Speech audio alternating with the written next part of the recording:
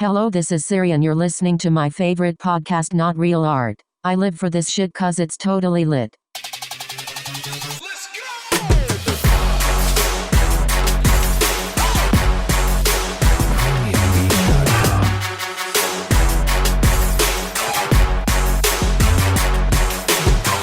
Greetings, artists and art lovers. Welcome to the Not Real Art podcast, where we celebrate creative culture and the rise of the creative class. We talk to artists, designers, makers, and creators driving contemporary culture around the world.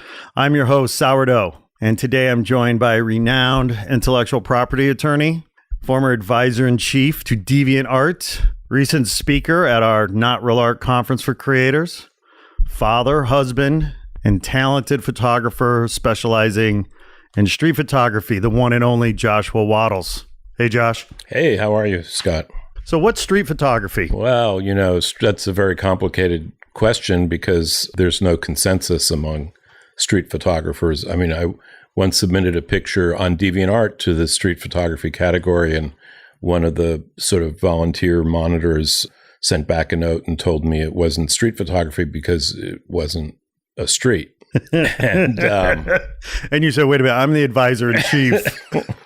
Consider your audience. Well, it's just that people have different views of it. I mean, really the sort of god of the genre is Henri Cartier-Bresson. And, he shot, with the Leica, the small Leica. That's when sort of street photography, really came into its own, when small portable cameras, producing relatively good pictures. What years was he? You're talking about practicing? the 30s. Yeah. Okay. And, just pre-war. And then, of course, with World War II and thereafter, it became a big thing. And then, they're just like all of these amazing street photographers. And it's, I view my purpose with street photography more to be sort of a cultural record. It's certainly not my favorite work as a photographer. I mean, I don't think of myself as a street photographer. I think of myself as a photographer who's doing street photography for a while. Yeah. Right. But, if you were to ask me what are my best photographs, I don't think a single one would technically be street photography. But this is your street photography period. And the art historians 100 years from now will look back on this period of your practice and call this your street art period. Right. So many art historians will be arguing over this period. Yes. And whether it was a deflection from my true purpose and mission. What is your true purpose and mission? If you knew and could tell me, I would be deeply appreciative. Well, by the end of the podcast, I will reveal your true purpose. Yeah, it's like Karnak. We'll find out how successful David feels today. Oh, great. What? So we've been interrupted by a broadcast here. Pardon me, what's going on here? Hold on. That was interesting. So if you couldn't pick that up on the mic, it was the Spanish version of Going Crazy. With David Lee Roth. I don't know. But, I guess that Police song, Ghost in the Machine, is an appropriate song to cue in here because that was very weird. Well, I thought it might be Alexa just sort of jumping in or Siri jumping in. Do you use Alexa? Do you use Siri? Do you use these home speakers? No, I would not invite the devil into my house. Yeah, I feel the same way. I mean, they really do listen in. And, even though there's a benign value to them listening in terms of understanding and trying to predict what it is you want or ask for, it still becomes rich data. And that rich data is persistent somewhere. And it is used by others. Is there any hope for real privacy anymore? Well, it's sort of interesting, this notion of privacy. I think a lot about it. And at DeviantArt, I was part of implementation of the GDPR, which is the new European privacy policy standards, which are driving most social networks insane and are very likely designed to simply make them inoperable in Europe, at least. I think it's a sort of an act of jealousy on their part, since all of the social networks are largely American-based companies. If it were their own, European companies, I don't think they would behave quite the same way in their legislature. But, putting that to one side, the notion of expectation of privacy is relatively new in world culture, period. in some cultures doesn't really connect. If you're living in a culture where everybody's living on top of each other, where multi-generations of a family are all in a single room, privacy is not something that you really have an expectation of having in any significant way. If instead, you have the ability to be ensconced in a wonderful air-conditioned home in Encino, with your own private. I know nothing about that. Yeah, with your own private office, and your family in a separate wing, your expectation of privacy could be considerable. So, but there are different kinds of privacy too, right? I mean, there's the personal privacy that a person might have relative to their family member or their neighbor or their, direct community. But then there's, the privacy that comes from, say, Big Brother and, or corporate America, listening in or having access to our data.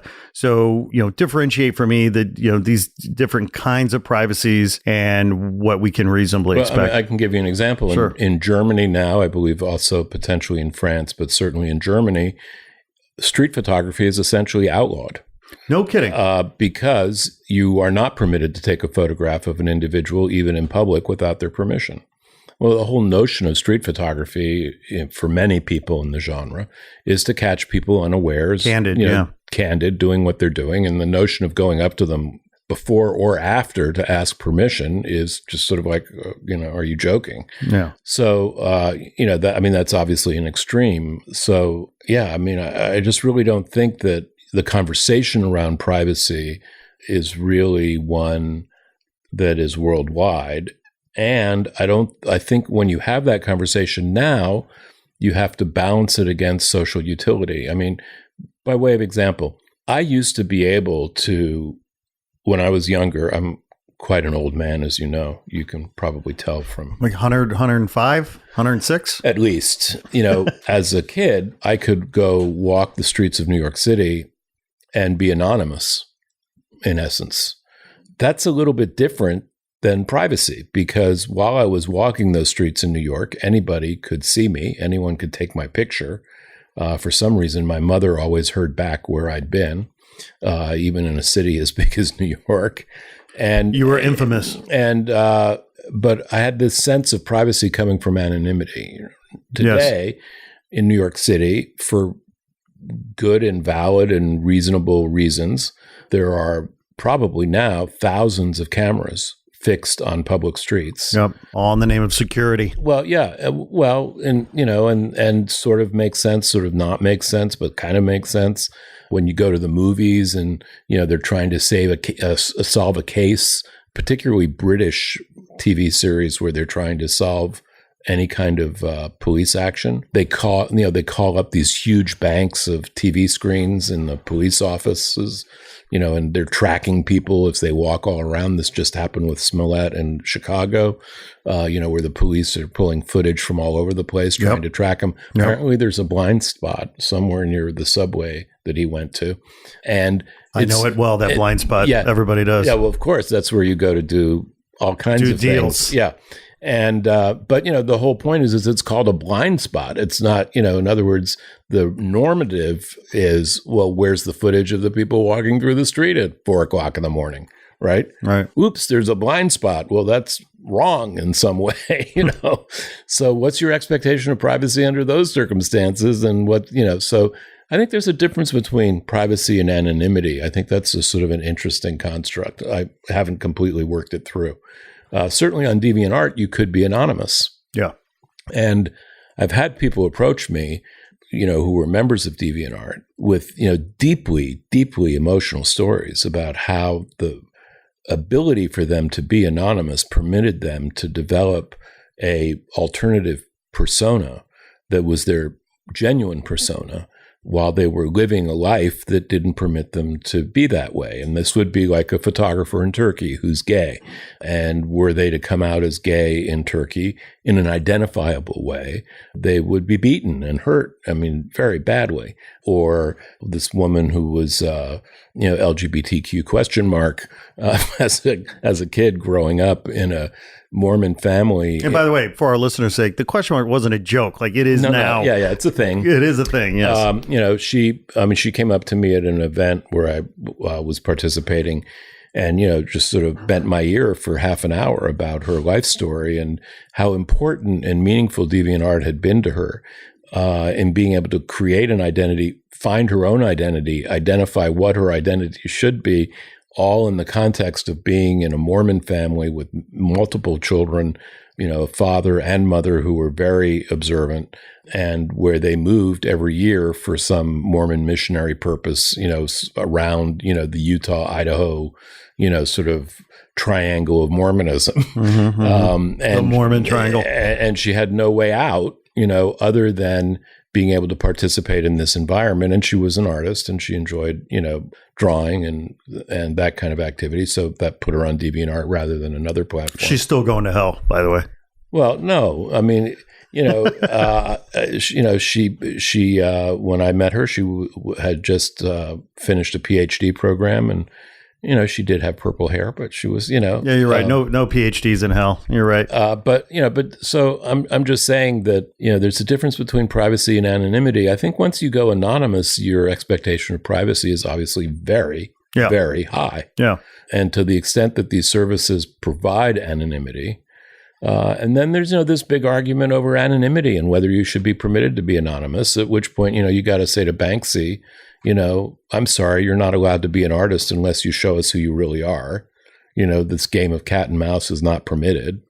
We're not going to look at your work. Or Samo. I mean, Basquiat used Samo as an alternative identity. And I'm sorry, you're not allowed to do that. You have to, authentically sign your work. Bullshit. I mean, That's never been the case in the arts. And so outing someone like a Banksy, I think, is as bad as outing someone who doesn't want to be outed for their sexuality or other activity. The mob knows what to do when you do that. Yeah. Yes, they do. They're very good at it. No, it is fascinating. I mean, I forget the name of the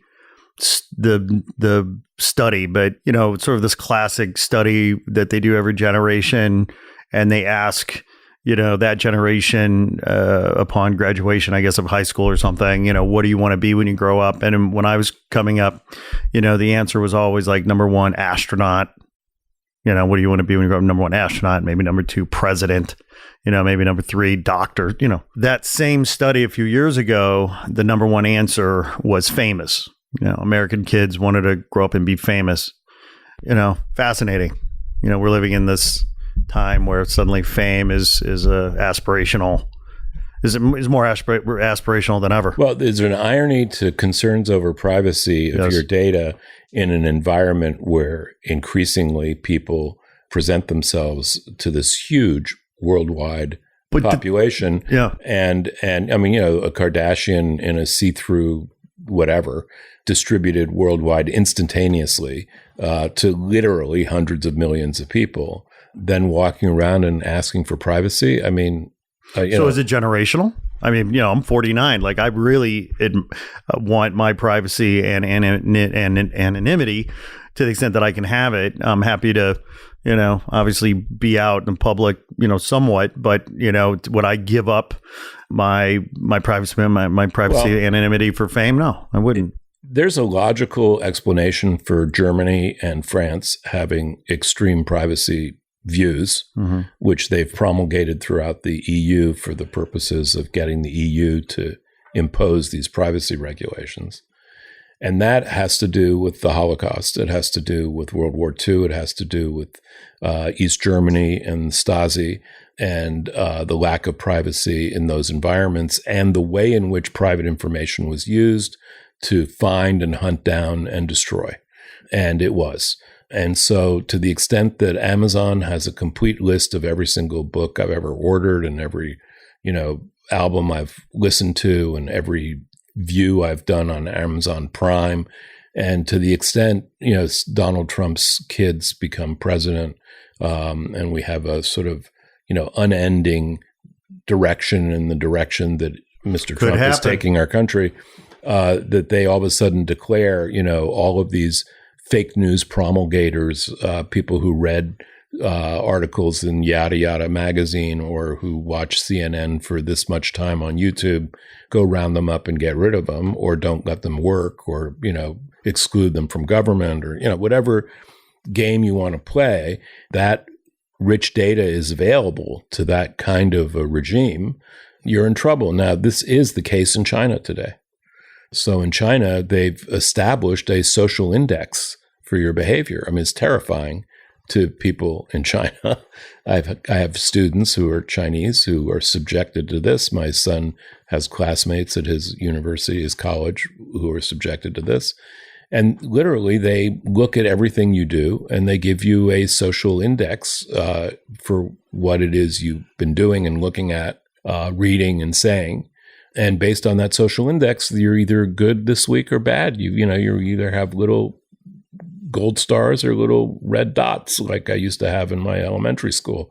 Every week, they would add up your red dots or gold stars. And, unfortunately, in my case, I never had gold stars that exceeded my red dots, but that's a whole nother podcast. That's a whole nother podcast about childhood trauma, without which I wouldn't be the rich mind that I have today. That's right. Yeah, that's right. It takes a few beatings. Anyway, these people in China are subjected to this social index metric, which is based upon rich data, which is available to the Chinese government through the use of interconnected tools, like, the internet and what they buy, I wonder how that applies to people like Jack Ma, right? Isn't he the founder of Alibaba? Yeah. Yeah. So, here he's China's richest man, right? Yeah. I mean, is he on the social index? Are they watching him closer than anyone else? Or is he? Well, I think it's a given that he gets watched closer than anyone else. Yeah. I mean, you don't need a social index for all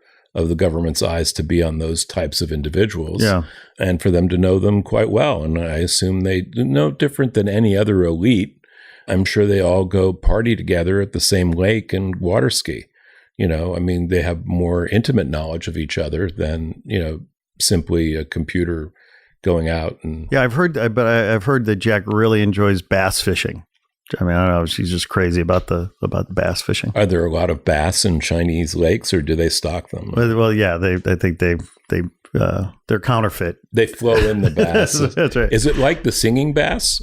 Because I'm sure those came out of Chinese factories. Oh, I'm sure. Remember the singing bass? Oh my God! Hell yeah! I remember the singing bass. Yes. Yeah. Classic. That was a great novelty, and I don't think it could have been manufactured anywhere other than China. That's right. And maybe we didn't have the capability, and maybe that's what got him off onto that. Said, why is he? Maybe he made a ton of money off of the singing bass manufacturing, and then he said to his people, wait a minute, what are these actually for? Why do these people in the United States actually want these things? What does it represent? Why is there a fish on a plaque on a wall? What's this all about? At which point somebody went and researched the rich cultural history of American sports fishing and explained this whole thing to him. And he went, oh, that is amazing. I better go to Idaho and learn how to do some fly fishing. And the rest is, sportsman history, a lifelong, activity for him in waders. I'm happy to see that you're wearing your go-to Hammer baseball cap. Virtually every time we're together, you are wearing your Hammer baseball cap. This is like your official uniform. No, so my secret with the hats is I used to have an Amistad hat. That was one of my favorites. Okay, I plead ignorance. So Amistad hat? What? Well, Amistad is a boat that was full of slaves, where the slaves revolted, landed in a colony, the United States, and then sought freedom because they were in a non-slave state. Mm-hmm. Went to the Supreme Court. And the question was whether they were even people who could get freedom. Yeah. Or were they just chattel that needed to be recovered by the people who had lost the boat. Right. Right. And so Spielberg made a movie about Amistad. And so, because of where we live, both of us, a lot of entertainment people around. Yep. If you go to the garage sales, people are, just lay out all kinds of trash. And if you work on a movie, you get a stupid hat with the name of the movie on it. Swag. Yeah. Yes. And, I mean, I worked on Top Gun. If you were at a certain level on Top Gun, you got a bomber jacket with Top Gun stuff on it. I mean, it was pretty swift. Were you at bomber jacket level? It was pretty swift. Wow. I got a bomber jacket.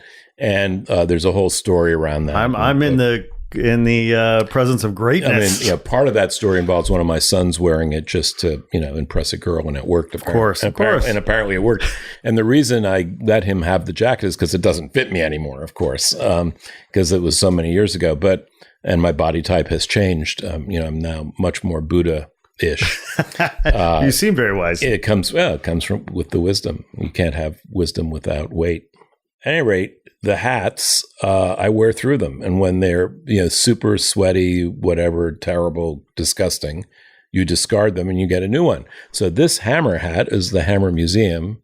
Yes. My son bequeathed it to me when he deemed my prior hat to be too disgusting to be worn. Amistad hat. No, it was another hat. Okay, but 2 or 3 hats ago. Many hats ago. Yeah.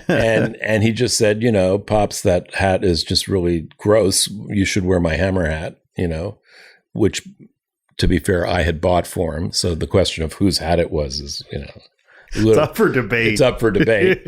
And the great thing about this hat is when I walk through the African American community, or any person from that community sees me walking down the street, they assume it's MC Hammer. in other circles, there are very few people who recognize it as the Hammer Museum. And in other circles, people just think I'm saying I'm the hammer. Like sort of like that, right? Like a sort of. But there are many people that when they think of you, they think of it's the hammer. The hammer, yeah. Yes. The evil hammer. The hammer. It's better to be the hammer than the nail. Exactly. Right.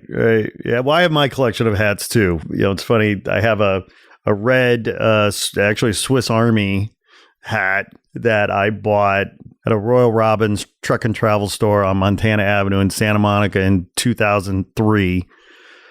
And I've worn that hat all over the world, in all kinds of climates and conditions. Of course, the wear and tear on this thing. I mean, your son would have, ripped it off my head and burned it, but I still wear it with pride. Is this like a Swiss Army issue or the Swiss Army brand? Yeah, the Victorinox brand. Oh, okay. Yeah. Right. And in fact, I wore it. I wore it over the weekend doing some work because it's got that character. I like the character of the wear and tear, right? The patina of the struggle. So I have that hat when I don't really care what other people think, and then I have a black Secret Walls hat that I wear. Are you familiar with Secret Walls? No. Okay, so Secret Walls are an artist collective. And I think originally they're out of the UK, but they have a Santa Monica presence now. But essentially what Secret Walls do is they essentially are a group of visual artists, maybe graffiti writers or illustrators, painters, what have you. And they do live art competitions. Okay. So they might do their own events. They can be hired for other people's events. And what happens is, temporary walls will be erected with big canvases, inserted. And then you'll have teams.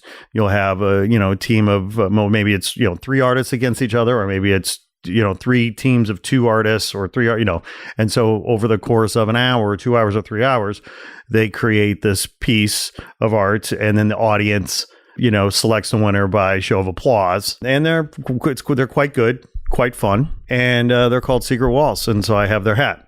Now, what was interesting about when I bought that hat, they had a booth. I've hired them in the past for past events, and DeviantArt, we produced. Are you familiar with DeviantArt? Yes. Okay. So my company helped produce DeviantArt in 2017 and 2018. No, 2016, 2017. And so Secret Walls were part of the entertainment at the party. Anyway, so at Decon, they had a booth. And so I go and check out the merch, and they have hats. And so they have 2 styles. They have the sort of classic, I guess they call it flip back kind of hat. This is almost like trucker style kind of hat, or like the skaters the kind of style that the skaters wear. And then they have what I would call the baseball cap, which was the one that I was interested in. I said, yeah, I'd like to look at that one. He goes, oh, the dad cap?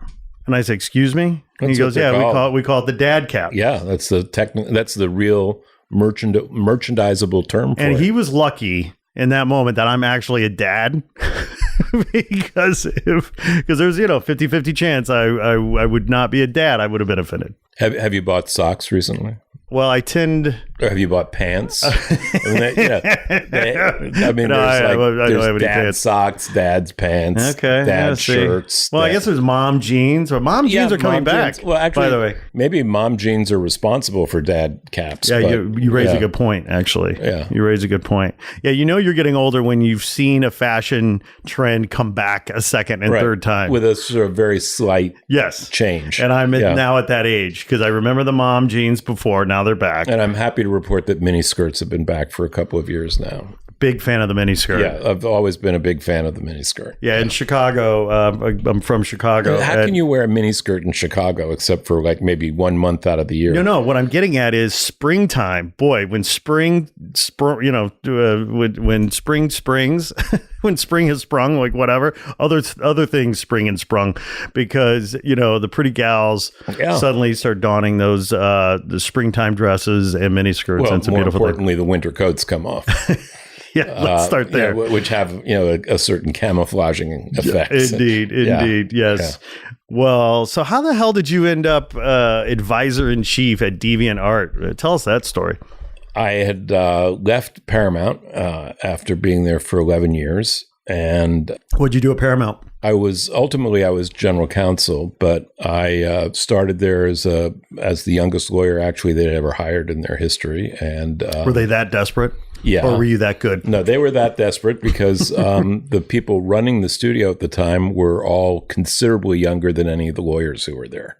So the team was Barry Diller, Michael Eisner, and Jeff Katzenberg, and obviously a stellar group of executives, each of whom have gone forward to do bigger and never better heard of things. those guys. I don't know who you're talking about. Yeah, and so I was exactly the same age as Jeff, which made me only a few years younger than Michael Eisner, and just a few years younger than Barry Diller.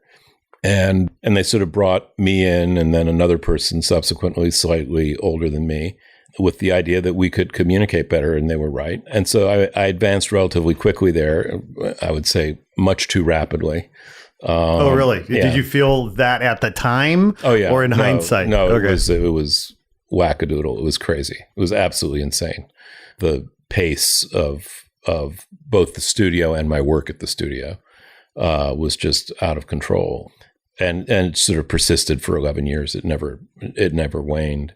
So ultimately, I worked on a whole bunch of cool stuff, and because I'd come from a music environment, they put me in charge of music. So I was also a lawyer dude, but I was also running the music department during a period when we had, Top Gun, Footloose, Beverly Hills Cop, Flashdance. What does a lawyer know about music? How did the lawyer end up running the music department? Let's put it the other way. Yeah. If you're in the music business and you don't have a lawyer who knows about music, you're in big trouble. Ah, okay. Smart play. Good. Music, for a variety of complex historical reasons that I won't bore you with, is the most complex licensing environment for intellectual property, period, bar none. More complicated than patent licensing. It's just an incredibly evolved market. And the thing that makes it so complicated is that people traditionally in the music industry have parsed out their rights into very, very, very fine slices, super fine slices. So, you can perform this on Tuesday, you can't perform it on Wednesday, kind of stuff. Yeah. And for a variety of technical reasons, music the way it was performed would permit that. So, if you were Honda licensing one of your pieces, you could literally license it for Tuesday and not for Wednesday. And they'd have to send all the parts back to you, by Pony or whatever they used, And so, there's a whole sort of odd tradition around the licensing of music that's quite different than book publishing and later on movies and television, et cetera. So, it's very, very complicated. So what we did at Paramount was we invented the modern film soundtrack, which would be a soundtrack composed of tracks from all over the place. And what was the first movie, the first soundtrack? Well, it's sort of hard to say first. Yeah. Okay. You say you invented it, so I want to understand that. I would say Flashdance was probably the very beginning of it. Got it. But, we followed very quickly with Beverly Hills Cop and Top Gun and a whole bunch of other movies and we were, for a while, the only place doing it. It took an enormous amount of work to get 6 different labels to allow their talent to participate. There were all kinds of little legal in and outs. So, like one of the things was that top recording artists tended to have a clause in their agreements that would permit them to do a single song as a guest, right? If they had enough clout, they would get that out from their exclusivity. We'd take advantage of that frequently. There was a whole dance over getting one record company to allow another record company to release their talent.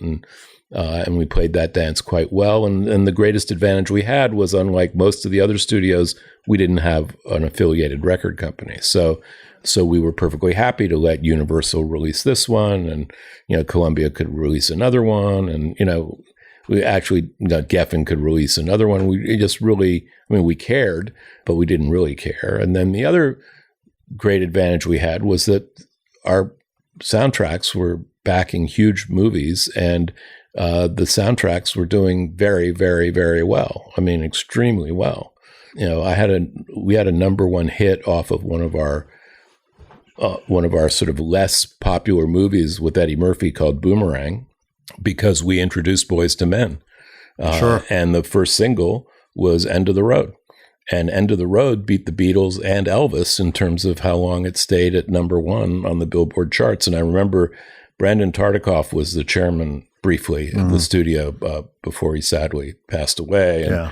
And he only really lasted a little bit over a year. But Brandon was chairman at the time. And I remember sending him a note, saying, hey, this is really great. End of the Road, Boys to Men just beat out Elvis and the Beatles. And he wrote back a note on my note that said, kind of too bad. Bittersweet. we have met the enemy, and he is us. Right. But the bottom line is that Paramount had this little golden age, which clearly it's not in at the moment. And during that golden age, we really delivered to the music business. They really appreciated what we did. We produced the first video. In fact, I was in the room when it was being cut by one of our junior publicist people.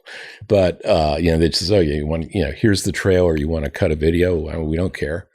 We don't even know what a video is on this thing called MTV. It sounds like kid stuff. So it was Up Where We Belong from Officer and a Gentleman. And he cut this video that consisted entirely of film clips, pretty much. And, so here you are, in the music business trying to produce videos for whatever amount of money you're spending. You're up against, hundreds of thousands of dollars worth of on-screen value, with, Richard Gere and Deborah Winger, sitting on each other's laps, making out, who's going to win, right?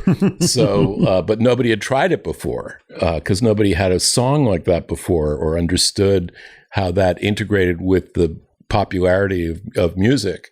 And so when we released that, it was huge. The song went number one. It was just massive. And we did it subsequently with Footloose clips. And MTV had to change their rules completely because the music business said, wait a minute, this is completely unfair. I can't have I can't spend that much money on a Cyndi Lauper video to compete with, a Footloose video that was shot, in Technicolor with, millions of dollars, of dollars behind it, and choreographers and God knows what else they spent, and Kevin Bacon, baring his chest and taking his shirt off. I mean, come on, give me a break. And so they passed a rule that said that videos promoting, connected to a film in any way, would have to predominantly feature the artist performing, so fine, we worked with that. But it was a very sort of, rapid action sort of period in music, and to have been part of that, I thought was very exciting. No, but okay, so you said Paramount. Was Robert Evans around at that point? Bob Evans was a former president of the studio at that point. He did have an office on the lot. Yeah. Doesn't he still have an office on the lot? He probably will always have an office on the lot. Until, Bob. I know he's quite old now. Very old now. But yes, Bob Evans was there. I have no comment. Okay. I did enjoy Boy Stays in the Picture. I'm sorry. I just really, represented the studio in its dealings with Bob Evans. Got it. I really probably shouldn't be talking about Mr. Evans. Client could have given. But I can tell you he would send me a Christmas present every year. Oh, that's very nice. Yeah. You're a very thoughtful man. Well. So how the hell you go from Paramount to DeviantArt? Or maybe he thought it was necessary to send me a present. Hopefully it was a good one. No, actually, it was like a candle or something, or, be something sort of more. Just sort of like he could have done better. A small little tidbit. Yeah, just sort of like, I'm thinking of you kind of gift. Right. Some potpourri. So DeviantArt, I'd left the studio and I was, had done a bunch of other things. And such as what? What were you doing after Paramount? Well, I had a few sort of interesting representations of individuals, prominent individuals as a lawyer, which I felt I needed to do to sort of fill out my legal experience since I'd been sort of on the corporate side and company side. I wanted to see what it would like to be on the artist side. So I did a few of those. And then I decided to do a startup. And the startup was in the, very early internet web-based B2B in the music industry. And Napster had just started. And I read this article in the LA Times about this group of people who would meet at this pho restaurant downtown, Pho 87, which I recommend to everyone, the best pho restaurant in LA. And it's on Broadway at the end of Chinatown. It's pho. I've always been saying pho. I guess I've been saying it wrong. No, it's not pho. And pho may not be completely accurate. And more of pho. Maybe more accurate. But we are talking about the delicious bowl of Vietnamese soup. And neither of us are Vietnamese. That's right. Yes. So, we have no fucking idea what we're talking about. We just know we love some pho. I can tell you Pho 87 has many Vietnamese people there, and the people who run it are definitely Vietnamese. So, all right. That bodes well. So, anyway, this group would meet there, and they were all from the music business. And, actually, they were not from the music business. They were all from the technology side, and they were all young, and they were all meeting to talk about how they were going to, the big word then was disintermediate, if you were being fancy, the music business. In other words, how are we going to do Napster over and over and over again? Because the toys are just too cool. Yeah. Right? It wasn't about fucking up the business at all, even remotely. It was about innovation. It was about, look at this fun. Look at what I just did. I just sent someone a song. Can you believe it? Fucking wild. Yeah. New frontier. And so I said, since I was doing a B2B in the music area, and part of what I was doing was providing data and forward information in the digital space to the music industry because nobody else was paying any attention. So you were a spy. No, I wasn't a spy. I said I should go to this thing and see what it's about. And so other than one of the founders of it, Jim Griffin, who had been with Geffen, and another wonderful man, John Paris, who had been with OMG, but not on the music side, on the tech side. Everyone else was unaffiliated and never been affiliated with the entertainment industry. Yeah. And they were really just all kids with their toys. And so you would go to, I went to the first one. It was every Sunday. And the first one I went to after that, I said, I should be here every single Sunday if I can be. Because, they'd bring in, the new laptop, or they'd bring in the new MP3 player, or they'd be talking about algorithms, or they'd be talking about all kinds of stuff that, was completely cool and also totally alien to, the traditional distribution of entertainment content, and they were completely focused on music. They were, by and large, completely focused on music. And I could be grown up in the room at the table, which was useful. And, so I felt like I was contributing and, had knowledge base that, was helpful to them in some cases. And at one of these things, Angelo Satira, who's one of the founders of DeviantArt. Shout out to Angelo. Was, sitting at the table, and he had been one of the very early people engaged in music on the internet with a website called DMusic. And so, he had been part of the culture of MP3s and all that kind of stuff. And so he was there, and he said, I've just come off of this other thing, and I've decided I'm going to start DeviantArt, an art site. Uh-oh, they're coming for you. The cops. Ultimately, it catches up with you. Ultimately, using an alias like Sourdough is suspicious. Well, convicted of a felony? No, never convicted. Well, that's good. Yeah. So, Angelo's sitting there. He says he's thinking of starting an art site, and it's going to be a user-generated content environment where people are going to submit artworks. I looked at him across the table, and he's a nice young guy. He must have been all of 19 then. Yeah. And I said, I think you're going to need some help. You're going to need a good lawyer, pal. And I'd been, before I, got involved at the level of a Paramount, I'd gone to law school to become an art lawyer. And at the law school I went to, they said, there's no such thing. Thank you very much. Goodbye. Go study corporate law or go study real estate or tax or something useful. Was there intellectual property law at that time? Sure, of course. Okay, yeah, right. Of course. Right. Yeah, of course, yeah. But they had one class in copyright. That was it. Right.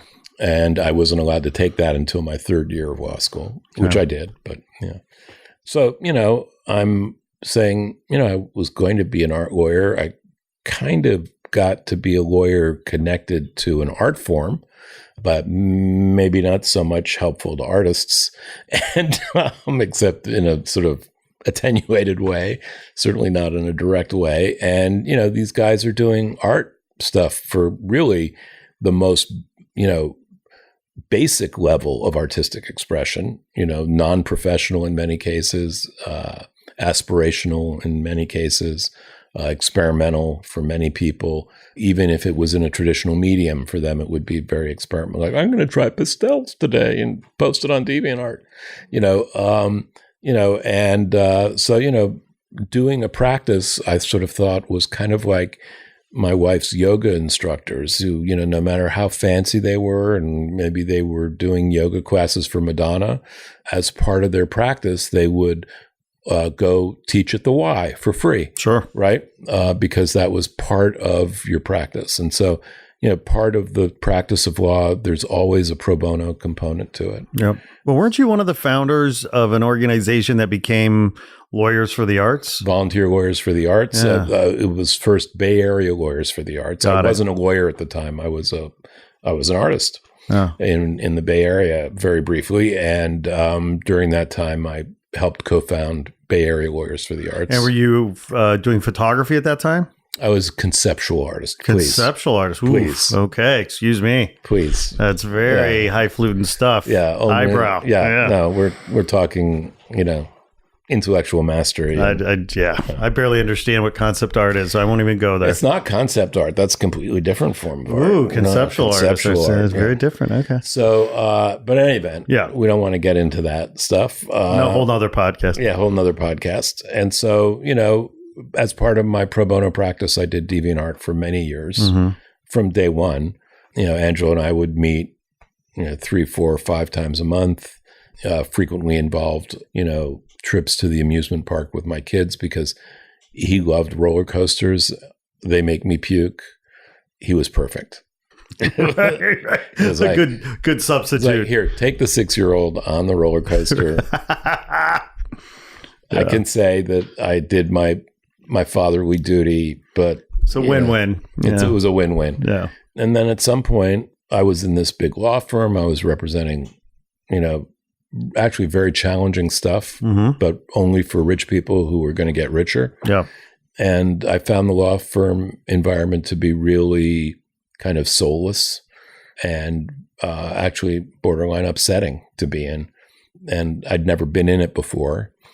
And we had a board meeting for DeviantArt, which wasn't complicated. It'd be like 4 people. And sometimes 5. There were only 2 members of the board all the way up until the day we sold it a few years ago. That's amazing. Only 2. Yeah. All those years. A big mistake, probably, Okay. but that's what it was. As advisor-in-chief, you had advised against that, I'm sure. I frequently advised that we should expand the board. But overruled. As Okay. did the fabulous outside counsel that I provided and resourced for the company. Yes. He would frequently advise the same thing, as would the acting COO of DeviantArt. I mean, we would, but it was not to be. No. So it was in the end, DeviantArt was fabulous, and so who cares? And hopefully, it'll continue to be fabulous once they find their sea legs with their new owner, but which they're still in the process of doing. But I think we had this board meeting. The company was doing better. I took a probably 3/4 or more cut in salary and asked Angelo if he thought it would be useful for me to be there on a day-to-day basis. And he said, sure, that'd be great. And so then I became involved in DeviantArt. And to be fair, I spent a lot of time advising on a management level, pretty much every division, to the extent you can call them divisions in that kind of a loose structure. But with the exception of product, the sort of product engineering end, which is not my area at all, but helping set priorities, that kind of stuff. And I did a lot of day-to-day engagement with all of the operations, and maybe 10% of it required any kind of legal knowledge of any kind, which made the job even better for me. Yeah. I mean, it was terrific. I had a great time. I was there for, I think, 9 years. Yeah. Yeah. I mean, I've known about DeviantArt for a long time. In all candor, I had no real appreciation for the scale that it had achieved. Huge. Huge. If I read, somewhere not too long ago, 45 million daily users or something like this. It's just astounding. No, registered members. Yeah. Registered. I mean, even more astounding. I mean, it's now way over 50 million. Right. And, at our peak, we'd have like 2.8 billion monthly page views. I mean, internet stuff gets hyperbole, really, really quickly. Right. The numbers aggregate and sound huge, and they are relatively quickly. But, we were one of the top 50 websites in the world by traffic. Yeah. And we then became one of the top 150. But, we slid because there were more websites, Sure. But in terms of social network behavior, I mean, we predated Facebook, we predated MySpace. All of them borrowed significantly from us. DeviantArt was an open source type of environment. So, it didn't go out and patent everything and, stop people from doing shit. Yeah. It was really open internet oriented, maybe to its detriment financially, but certainly that was part of the ethos. And I think a great deal of that is why the community trusted the environment. Mm-hmm. They weren't being exploited. They weren't being mined constantly. Would that we'd had the ability to have the technology to mine them, but we didn't. Yeah. So, so we didn't do those kinds of things. And that develops trust, and that's important. And trust is deeply important when you build community. I mean, it's absolutely critical. Yeah, right. Which is why Facebook is not a community. Nobody thinks of Facebook as a community. Oh, yeah. Hell no.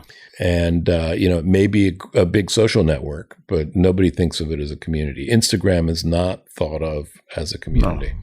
I mean, to aggregate, being an artist, being a designer, illustrator, what have you, generally a very lonely existence, a very fragmented landscape in many ways. And DeviantArt seemed to, balkanize or, aggregate and kind of balkanize, this community of artists that, largely were probably, people working alone with no community. Well, I think DeviantArt could have done a much better job of building its participation. So really? How so? I mean, so DeviantArt did virtually no marketing.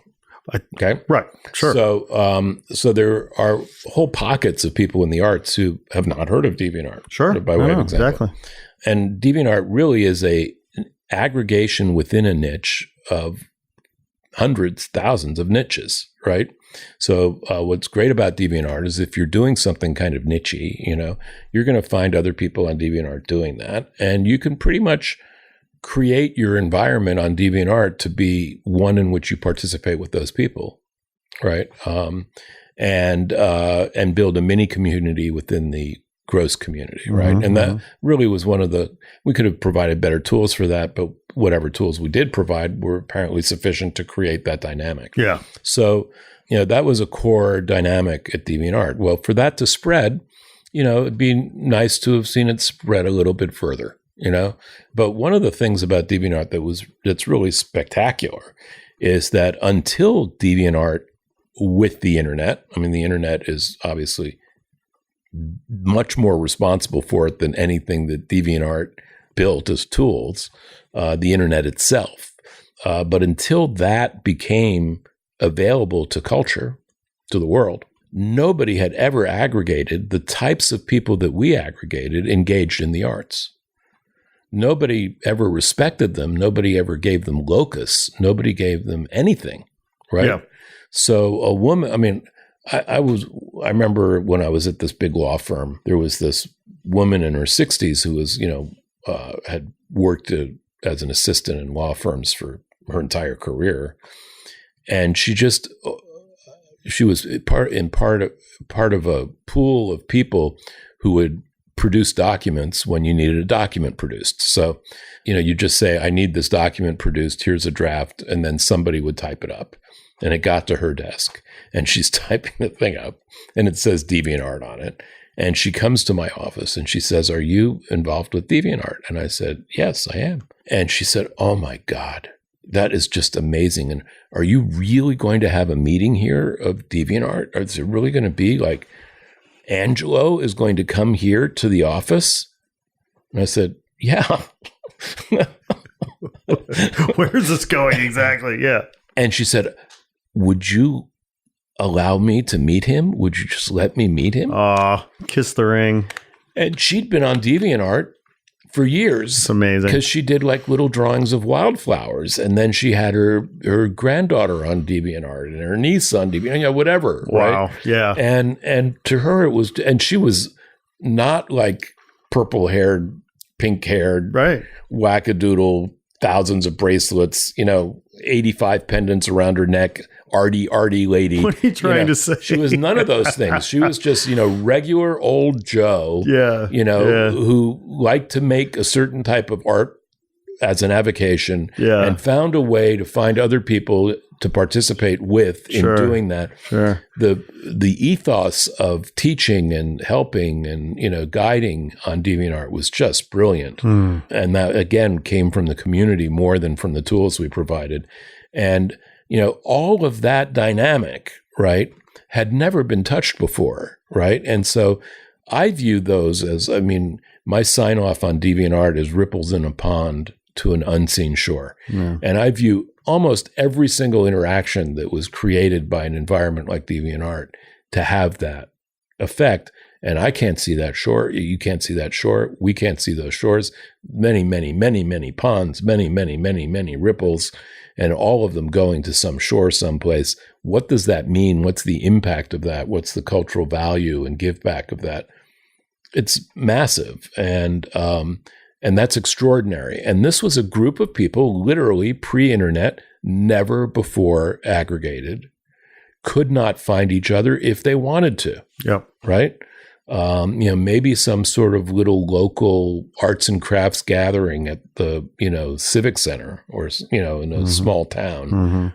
Two people who like to do woodcutting might meet up, right? But not with, 50,000 people who love to do woodcutting.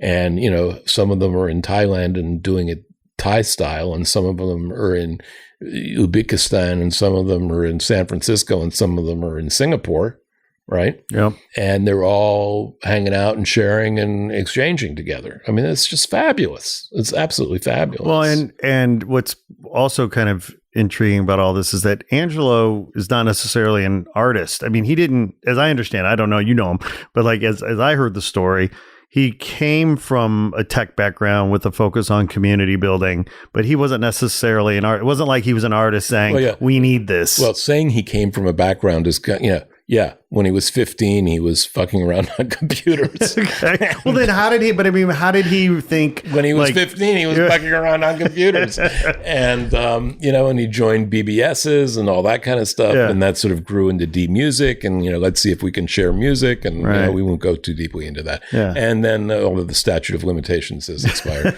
and then some of the people on that BBS said, hey, we're sharing MP3 files. That's really cool. I don't know if you remember back then, but it was dial-up. Oh, yeah. And in dial-up, you had to segment the file and then reconstruct it. And you needed software on your computer that reconstructed the file. You needed that for Napster. You needed that for, all kinds of stuff later on.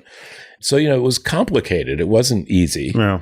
And you had to be somewhat geeky to do it. Right. Or have a real desire like me to, get into this at the ground floor, and there weren't a lot of people compared to today, everybody has a phone, who were, doing that kind of stuff. And so, the people on his BBS said, we write songs and shit, but, a lot of us also would like to share art we draw. And could you figure out a way to do that? Yeah. Oh, gee, I don't know. I'll ask somebody. I mean, how would you do that with a picture? And, so that it renders as a picture and doesn't render as a, something that's in 6 pieces that you then have to put together, so that people can. We don't want jigsaw puzzles. So that everybody can see the picture and then comment on it. Oh, how would that be really cool? And blah, blah, blah, blah, blah. The 50 by 50 pixel avatar was invented by, that environment, Angelo and his group. Because 50 pixels was a lot. Now it's the standard avatar size because and it's teeny, right? Yeah. I mean, how many times have you peered at a 50 pixel avatar to try and get a look at somebody to identify them? And you're going, I'm not so sure I can figure out what this person looks like. But it's persisted as a standard, right? Yeah. Well, it was created in an environment where 50 pixels by 50 pixels was a lot of real estate. So, so it was viewed as, wow, look at this. This is really great. Right. Breakthrough. And so it was just this sort of tumbling dice kind of thing where, this leads to this, which leads to this, which leads to this. And he was right at the beginning of all those things leading to what they led to and followed them. I mean, to his credit, substantial credit, he persisted like an entrepreneur persists, which is with a great deal of madness and insanity, and contrary to a whole bunch of rational advice, and because that's what's necessary. Yes, and unequivocally, there's a huge amount of luck involved when it aggregates to the level of having become a DeviantArt. Yeah. Right? You just happened to hit on us. Nobody knew there was this huge pool underground. I mean, it's sort of like discovering black gold, right? Like oil, like the hugest oil reserve in the universe. I mean, nobody knew that was there in the arts. Yeah. Nobody could have predicted that. And a whole bunch of what I refer to as the first world of art, although DeviantArt has invaded it a little bit just because people of a certain age who were interested in the arts and were on the internet would know about DeviantArt and then matriculated into the first world of art. But to me, the first world of art is like the Hammer Museum, whatever, MoCA, or, the Louvre, or, or the Tate or whatever. Although actually the Tate recognizes us. Of all the museums, the Tate is the most, we know who you are. That should tell you something about the Tate. Pompidou, je ne sais quoi, Deviant quoi, the first world of art still doesn't understand that there is this massive community of people who participate in the arts in the way that they do. They view them as customers or viewers or audience. They certainly don't. And not real artists. Certainly not real artists. You're Monicum. And, but more importantly, they view them as other. They don't view them as part, right? And that's wrong. That's just straight up wrong. Yep. And I hope that sufficient people, I mean, with the street art movement and a whole bunch of other stuff, I mean, street art has become so popularized in part because you have the internet, which gives you the ability to then communicate the wall outwardly. And in the early days of the street art community, I don't know if it's still true, part of the cred was, it's completely ephemeral. I'm going to spray this wall. Some guy's going to come along tomorrow and spray it again. So I'm just going to take a picture and then I'm going to put it up on the internet. And that's all that it's for, right? But that would be sufficient, more than sufficient, to pass that work on into the overall contribution and cultural contribution of the artistic expression that it represented, right? It didn't have to persist on the wall. And a lot of that is because of the internet. Because in the past, you could have taken a picture of it, and where would that picture go? In your drawer, right? Where else could it go? No place else, right? Yep. So, I hope the first world of art, ultimately, I sort of think of the rest of the art world just sort of, chipping away, and the top layer melting, But, one of the strange things that really helped DeviantArt was that while we were aggregating visual art physically, meaning images that are all protected by copyright, right? We weren't getting hit with the kind of lawsuits that people who were doing music were getting hit, or people, doing film or video were getting hit with, because they were going up against the financial models of those businesses, right? And DeviantArt never has gone up against the financial model of the first world of art, right? We're not competing with Sotheby's, right? We're not competing with Gagosian, trying to convince you that Richard Prince, belongs on your wall and you should really pay $2.2 million for a blown up photograph off of Instagram that Richard Prince himself did not take and for which he's not paying royalties back to the original artist for. Yeah. Right.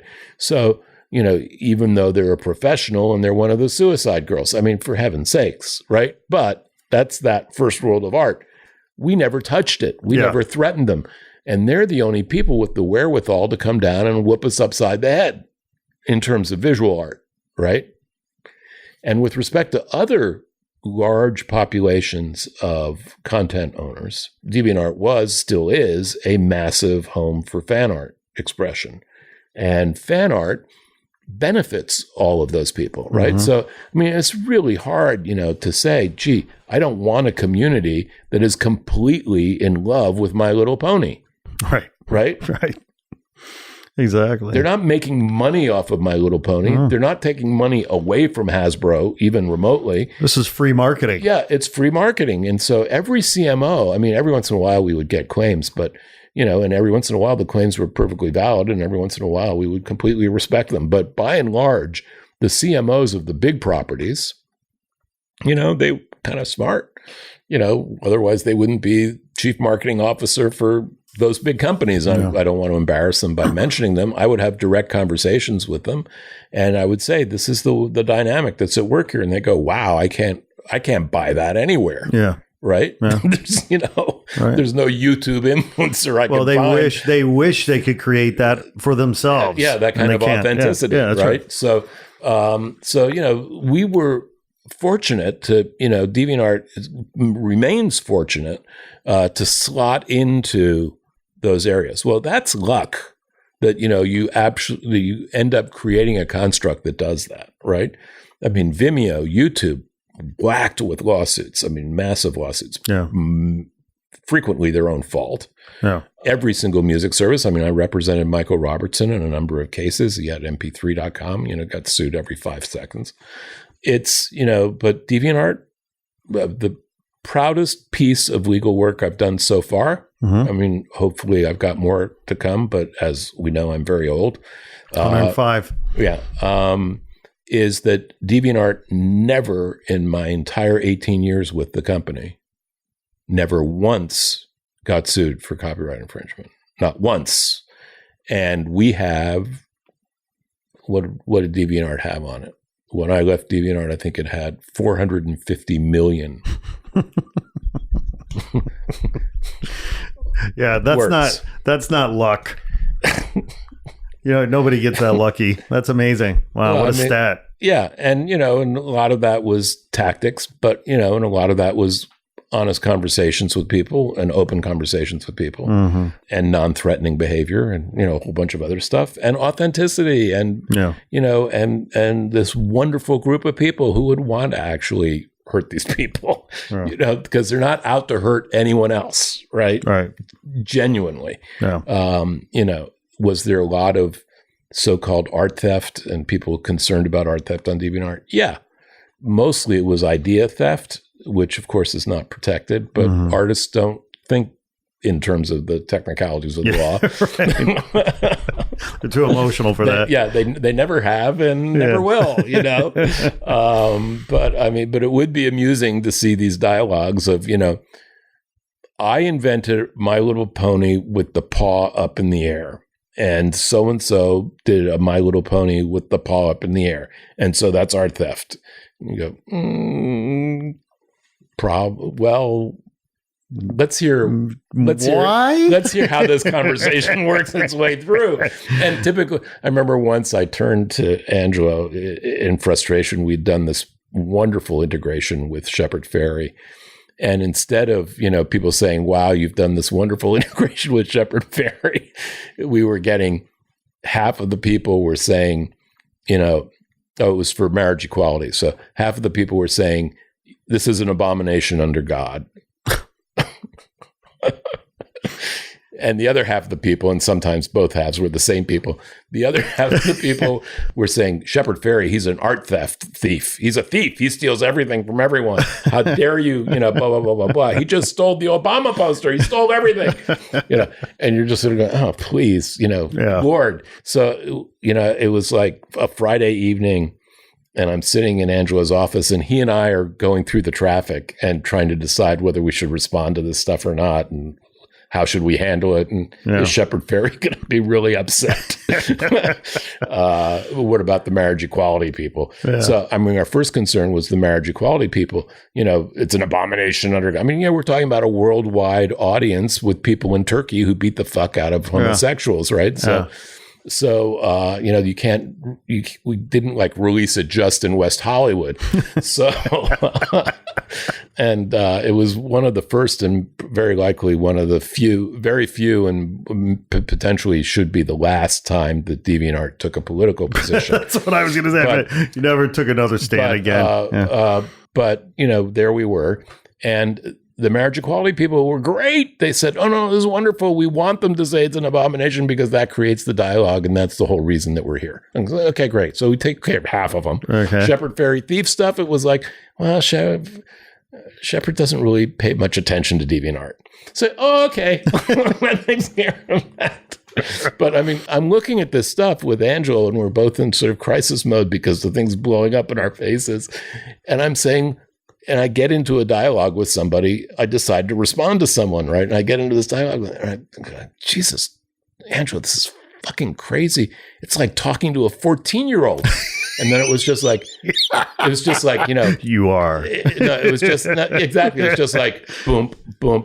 You are talking to a 14-year-old.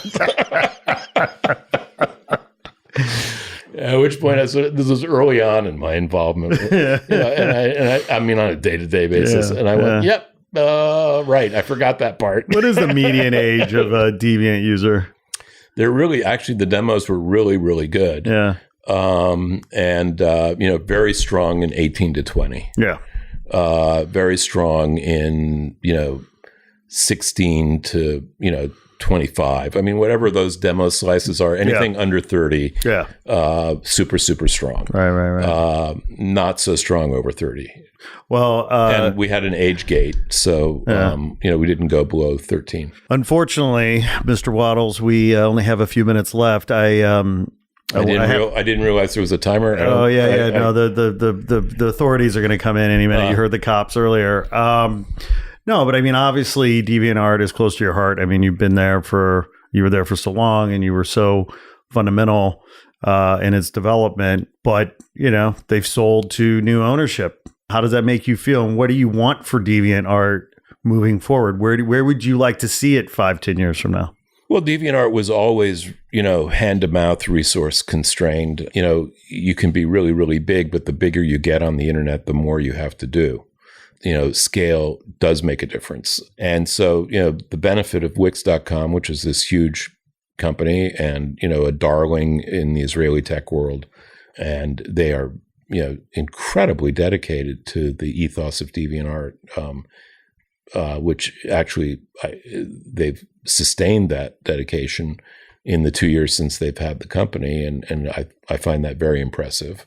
They're being incredibly patient with developing a new version of the site, which they're doing, and they're rolling it out. So, they seem completely committed to rebuilding DeviantArt. I mean, the traffic really suffered when there was direct competition to images and the use of images on DeviantArt. So the big hits came with Google Images, a really big hit. We sort of justified that hit by saying, yeah, but since they're,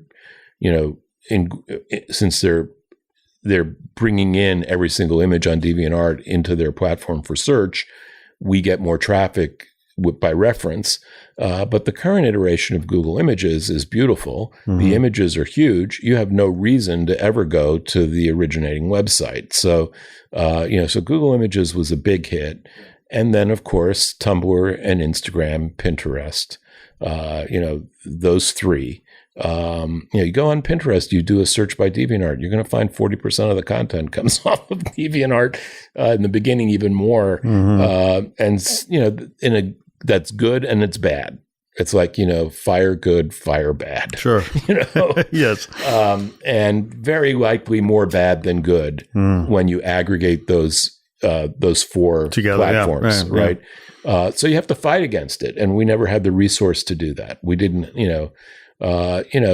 we would do Comic-Con, for instance, where we're essentially preaching to ourselves. I mean, we had about an 80% penetration at Comic-Con in terms of recognition. Mm-hmm. So, we didn't do other types of marketing activity that we could have done. And we should have gotten a lot more aggressive. Well, Wix has the competency to do that. They have the marketing skill to do that. And, mm-hmm. and I feel confident that once they have a product that they really endorse, which they're working on, that they'll be out there, slogging it the way it needs to be. It needs that little extra oomph now, mm-hmm. Because, I don't understand why, but essentially every photographer of any value is on Instagram. I mean, it's the absolute worst place to show a photograph. I mean, the image is teeny. Yeah. As soon as you pinch it, to expand it, it pixelates like crazy because the value, the tech is so bad. And why would you want to show your work there? I mean, it just is completely unrepresentative. I mean, here you are using, this beautiful equipment and beautiful digital tools to create this incredible digital image, and then you're putting it on the crap. It's like a 50 by 50 pixel avatar, right? And that's the dominant platform for photography in the world is Instagram. For artists generally. And artists as well. Yeah. I mean, crazy shit. Yeah. Insane. Yeah. I mean, it doesn't even go full frame on a phone. Yeah. Right? It doesn't even expand on a phone. No. I mean, it's crazy, right? So, DeviantArt, I mean, you could put up a 40 meg file and it would display it. You could download it, whatever, right? So, their marketing really helps. Well, hopefully this plays out to your in terms of your ideal, because certainly Wix has deep pockets. I mean, it seems like there's huge opportunity for them to grow this. Yeah, I mean, if you're an artist, I mean, first of all, they're developing some products that are specific to artists, sure. and those products will be really good. I'm sure they'll be really good, and those will be pay products, obviously. Yeah. I mean, because it's Wix, so they're not going to be a lot of pay product. I mean, in the sense of being expensive, sure. But most artists should have captive websites, and they should be able to fold, spindle, and mutilate them easily, without too much complexity. Yeah. They're artists, they're not technologists, and they shouldn't have to be able to write code. And Wix knows how to do that and has done that for all kinds of businesses. I mean, every single bed and breakfast probably uses Wix now. It's, because they made a special product for bed and breakfast. So I'm sure when they put their minds to it and, finish testing whatever they're testing, they'll come out with some artist-centric product that, is compatible with DeviantArt, but not, they'll hopefully you keep DeviantArt as its authenticity and its community intact, and you build that community and its authenticity. And then on the side, you say, hey, would you like this or this or this, and because Wix will have built DeviantArt again, and will understand how it functions and how people use it in that sort of natural environment or more organic environment, their commercial products will be much better than anybody else's. Yeah. And I think that's a fair bet. And, certainly we couldn't sustain DeviantArt the way we were going without a partner or a purchaser in this case, like a Wix. And we only had about 2 or 3 companies we could go to, and Wix was one of them. How aware do you? Obviously, being in a negotiation, you want as much leverage as you can. Do you have a feeling that your need for a partner impaired your ability to negotiate? Well, if we were going to be like an internet unicorn, if we were going to be, the top story in TechCrunch, we should have sold the company 2 to 3 years earlier. Okay. And we could have sold it 2 or 3 years earlier to, people less understanding and committed than Wix, substantially less, for a great deal more money if the object was money. But if that money wasn't going back to the community, then it was just money for, those of us who were, fortunate enough to have a little piece, right? And the way it turned out, not so much money, but an enormous investment in the platform by a player with great resource. Yeah. Much shared values. Yeah. Which I think is, maybe on a business management level, our timing was off, but maybe it just, like many things at DeviantArt, just sort of turned out to be the right thing. Yeah.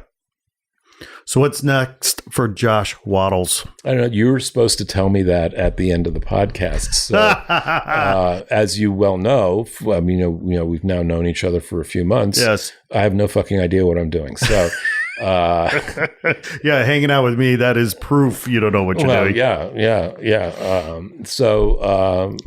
So no, I frankly, I feel there's some art exhibitions in your future, showcasing some of your photography. I'd maybe like to have a show. That would be fun. That feels right. That feels like a good step. That'd be fun. I feel like there's probably a few. I'm still teaching, so I can do that. USC, yeah, right. Yeah. So, I can do more teaching, maybe. What's that? So when are you teaching? You don't get it's summertime. So were you starting in the fall or what's? Probably in the spring. Yeah.